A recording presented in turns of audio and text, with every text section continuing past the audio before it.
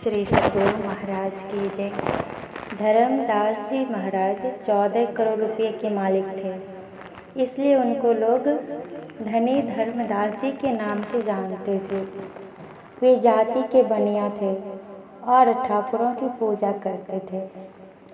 एक दिन जब वे गंगा के किनारे पूजा कर रहे थे, उसी वक्त कबीर साहब आ गए और उन पत्थरों ठाकुरों को उठाकर बोले, यह क्या शेर का बाट है और यह छोटा पत्थर क्या पौआ है?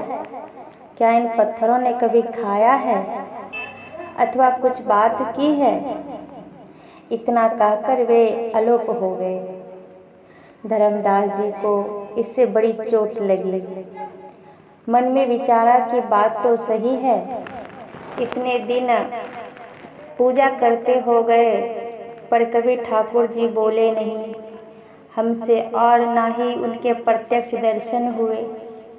अफसोस, अगर साधु थोड़ी देर और रुकते तो जरूर परमार्थ का सही ज्ञान पूछता।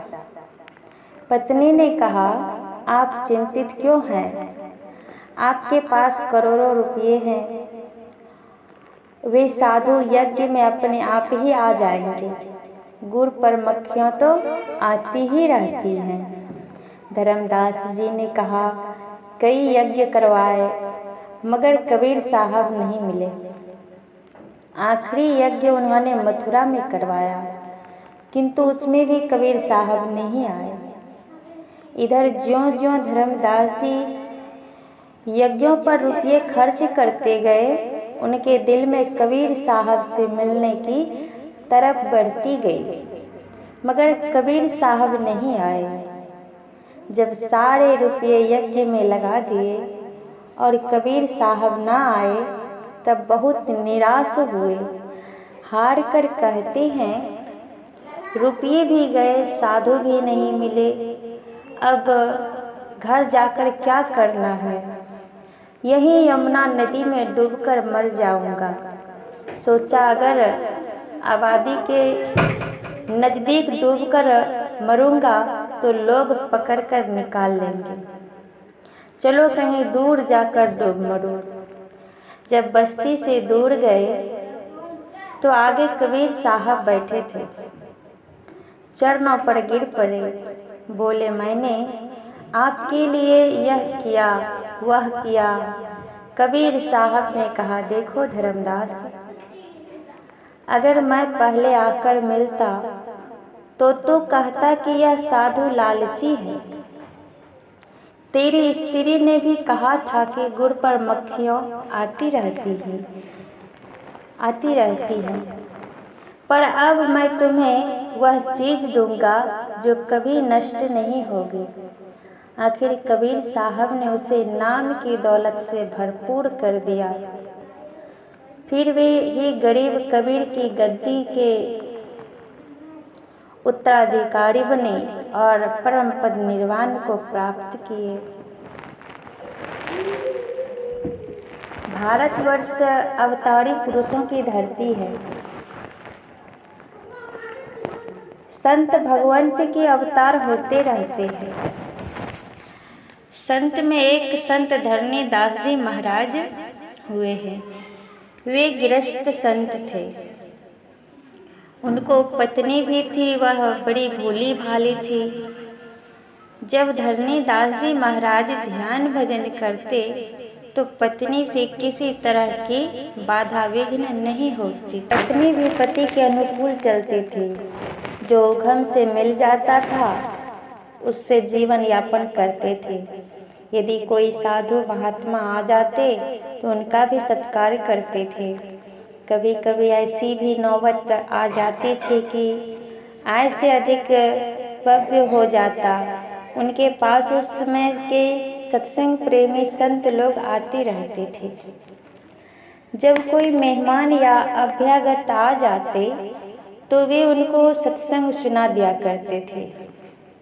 अभ्यागत को खाना खिलाने का मन होता था तो दरवाजे से उठकर आंगन चले जाते। उनकी पत्नी समझ जाती कि अभ्यागत का सत्कार करना है। अगर घर में कुछ रहता तो उससे सत्कार का काम हो जाता। उनकी पत्नी के हाथ में सोने का बाला था। कभी कभी ऐसा होता था कि घर में कुछ नहीं रहता था। उस समय अभ्यागत के सत्कार के लिए बाला बंधक में रखकर मेहमानों का सत्कार किया जाता था और रुपये हो जाने पर बंधक पड़े बाला को छुड़ा लिया करते थे। एक बार ऐसा हुआ कि बाला जब बाजार में बंधक रखा तो बाजार में ही पड़ा रह गया। उनके पास बंधक रखे बाला को लाने के लिए रुपये नहीं हो रहे थे। एक दिन पत्नी उनसे कहती हैं कि इस बार तो आपने बाला बाजार से लाकर नहीं दिया। इन्होंने कहा जरा आय हो जाए छुड़ा लूँगा। एक दिन कांख में धोती दबाए स्नान करने गंगा जी जा रहे थे धरणीदास जी महाराज। मन में सोचते जा रहे थे कि पत्नी का बाला बंधक से कैसे छुड़ाया जाए। आय तो हो ही नहीं रही है। न जाने पत्नी बाला के वास्ते क्या क्या सोचती होगी। आदि आदि बातें। भक्ति की भावना भगवान समझते हैं। भगवान का ही हृदय दुख गया। उनके दुख को दूर करने के लिए भगवान ने धरणीदास जी के रूप में बाजार जाकर बाला को बंधक में पड़ा जो था छुड़ा ले आए। जब बाजार से भगवान बाला लेकर धरणीदास जी के घर आए तो उनकी पत्नी चौका लगा रही थी।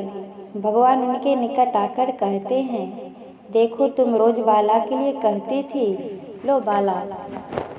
पत्नी बोली, मैं चौका लगा रही हूँ, हाथ में मिट्टी लगी है, स्वयं पहना दो।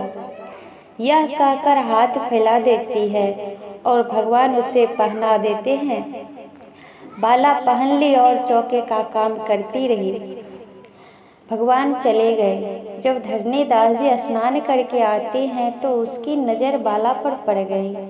उसने कहा, बाला तो बाजार में था बंधक में, तुम्हारे हाथ में कैसे आ गई? पत्नी ने कहा, वाह, आप भी खूब हैं। अभी तो आपने ही मेरे हाथ में बाला पहनाई है।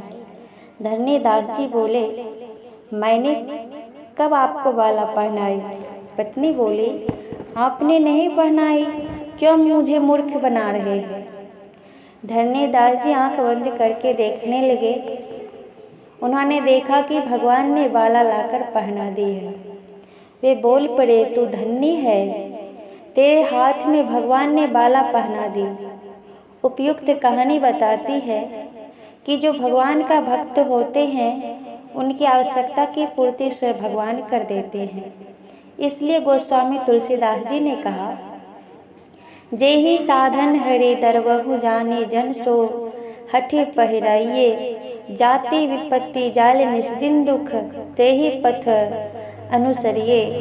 ब्रह्मानंद स्वामी के वचन में है, भगवान श्री कृष्ण उद्धव से कहते हैं, उद्धव मोहि संत सदा अति प्यारे, जाकी महिमा वेद उचारे।